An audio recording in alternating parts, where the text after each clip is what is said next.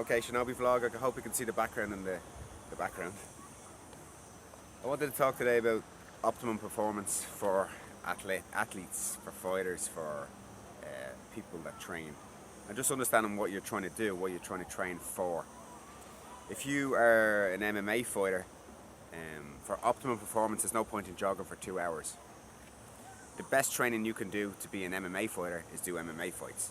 If you're a cyclist, the best training you can do is ride bike races.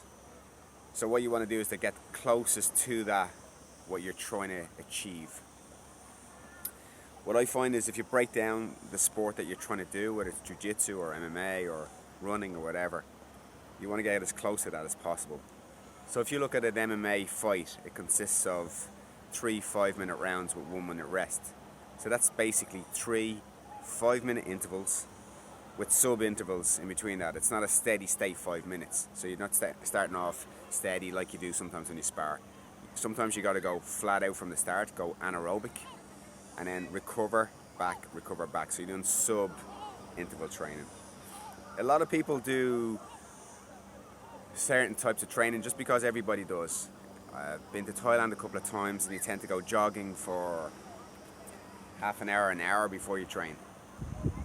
So you've done half an hour jogging, then you come back, then you skip, then you bounce on the tire, then you hit the bag, and then you do maybe 2-3 rounds of pads. So really what you're doing specifically is probably 6 to 9 minutes of actually functional training, and the rest of the time you're time wasting. So you could spend your time better, have more time for recovery, have more time for eating correctly, and have more time to yourself.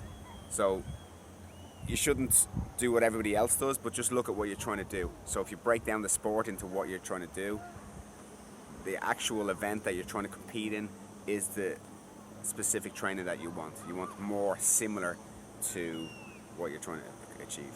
Okay. Talk to you tomorrow.